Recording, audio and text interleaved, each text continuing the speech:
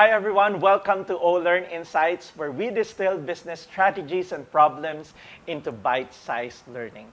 This is Jerry Ilaw, the founder of Olern, and I'm with Miss Toni Miranda, International Image and Transformational Speaker. Hello, Jerry, and again, hello everyone. I'm happy to be here again, and welcome to Olern. Yes, thank you, Toni, for being here. Yes. Toni is the founder of Radiance Image Consultancy.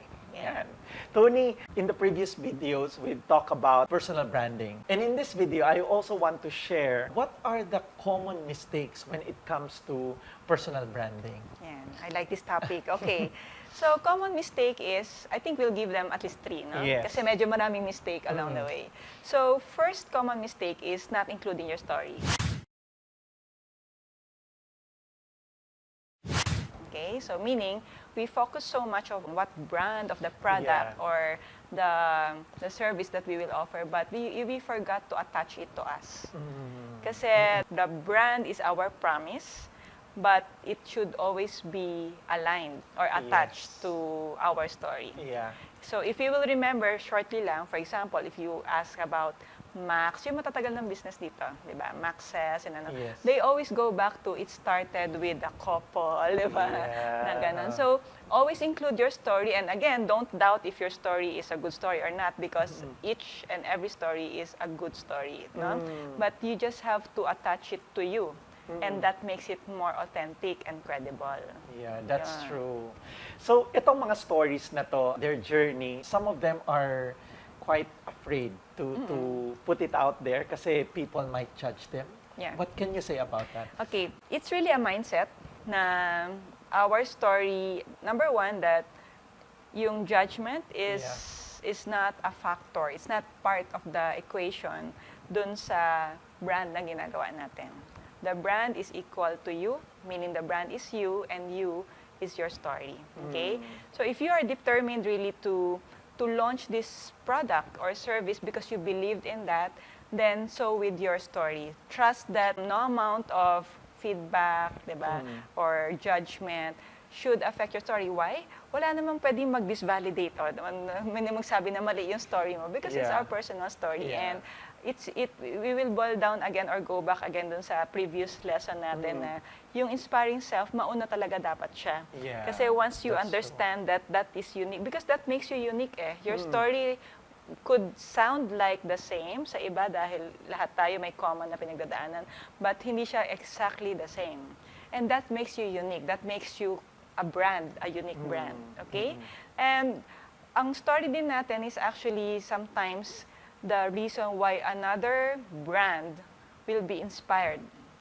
Di ba? Minsan, out of sabihin na lang natin si Mr. Henry C. Di ba? He has a story and up to now, people remember his story. But out of that, another, let's say, parang rising entrepreneur will now be inspired na if Mr. C was able to do that, and this was him before, and I am also the same, I can be an entrepreneur also. That's why the story is very important na naka-attach siya sa brand natin before we even launch our product. Yun. Yeah, that's true kasi I even experienced that with Lipreneur. Yeah, as you know, Lipreneur is my advocacy to help employees become entrepreneurs. And sa pang-bridge, di ba? And my story about working for a company, di ba, may challenges that time, and being an entrepreneur, which is a totally different world. A lot of people connected.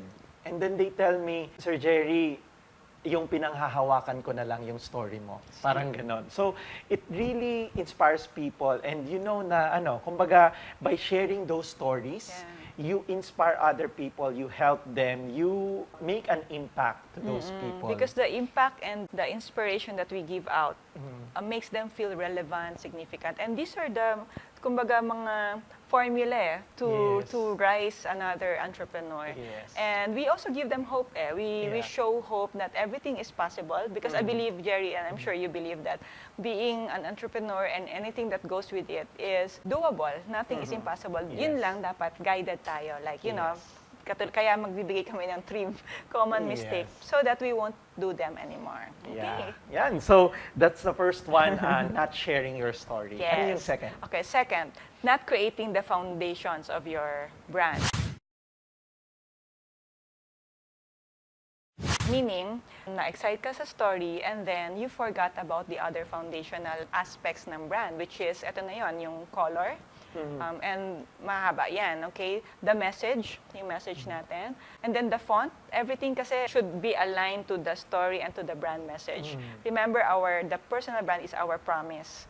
So if that is our promise, then if this is the attached story, ano yung dapat nakikita ng tao around our office, our social media ads, and everything. So yun yung mga foundational tagline, collaterals, lahat yan dapat coordinated lahat. Okay. So we do not parang start immediately na malabo. Meaning, okay lang ba, logo lang muna, pero wala pa akong kulay to follow. No, why? Once you are out there, Jerry, as what we were discussing kanina before off-cam, no? We cannot determine when the opportunity will bite or will come in. So, might as well, when you decide to come out, ayos lahat ng foundation natin from offline and online, meaning collaterals, color, logo, office, tagline, what else? Mission, vision, core value, and website. Lahat yan importante. Yes, tama, tama. Now, if they have not done this exercise, tapos they have a growing business already, can they correct it? Yes. So there are a lot of available brand experts that you can consult. And we've seen that in big companies too. Like, for example, is it okay? I'll mention na lang a brand, pero we're not really, okay.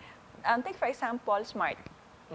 If you look at their original logo, it's not that what we see now, right? So, in time, either they want to improve it or maybe the message change. It has to be aligned lahat, from the looks to the color to the uniform. So, again, to answer your question, yes, let's say nakapag-launch ka na, wala ka pang brand, you can, again, sit down on it, plan about it, and revisit. Yeah. Yun. So there's still hope kung hindi pa masyado naayos. And also, I think with big companies, they also do rebranding. Because as time change, you need to adapt your brand as well. Maybe the font, the aesthetics, the way it looks. But again, the message would probably stay the same. But in terms of presenting it, and there are a lot of reasons. Probably they already changed the target market, which is by the way, part of the brand foundation.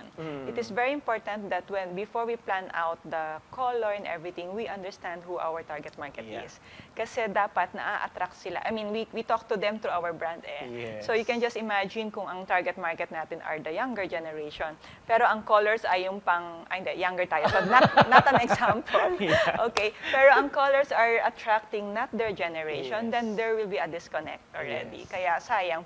We call it the brand failure. Di ba? Ganyan siya. Sayang. Because you invested in the business, and in the product. The product is good. It's just not being communicated well or connecting well because the brand is wrong or not taken into consideration. Are there symptoms that you're not communicating well your brand? First symptoms is you feel that people are confused of who you are. Then there's no recall. No recall. No recall. Kasi, like for example, yung binanggit ko kanina, yung Let's Do It, sometimes wala namang binanggit na brand. Pero it's the recall of the promise. Same with, I've seen that in different products from Jaguar to it's really the recall of the promise, or sometimes it comes in a slogan or a tagline. And the more consistent you are, and the more organized, meaning you've considered all the aspects from advertisement to your collateral, to the way you sponsor. Sometimes may mga sponsorship yan. Then your brand becomes stronger and the more they remember you. And I remember this book, which is about marketing. I think 21 Immutable Laws on Marketing or something.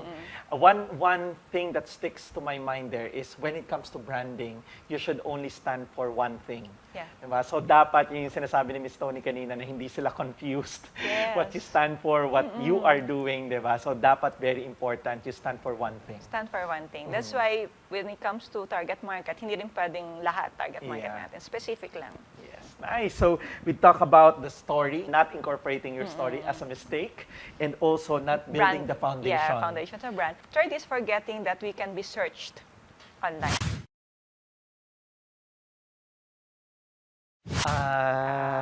Okay. Forgetting that we can be searched online. Meaning, sometimes we are as owner, okay, or sabihin natin as an employee, being part of a company or of a brand, we forget that our individual activities affects the brand, okay? Yeah. The thing is, we cannot control how far it will spread, Yes.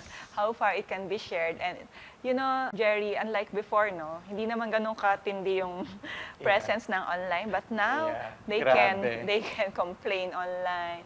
They can, you know, actually copy you online also. That's why it's something that we have to be conscious of. We have to be aware so that we can also prepare mga proactive mga steps natin on what to do kapag ito yung nangyari. Kasi why?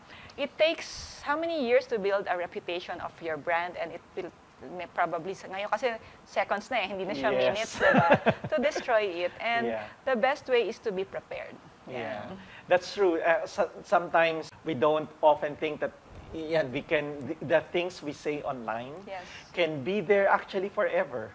Diba? We Kasi don't there's realize such thing that. as digital footprint, and it stays there talaga. Yeah, so be careful when posting online. Di pwedeng, diba, toxic tayo doon na nakikipag-away, especially if you don't want to be known for those things. Correct. Ayun. So, yan, especially in a well-connected world, dapat very important na at least, di ba, yung what people can search online, what they can find online is aligned to your brand.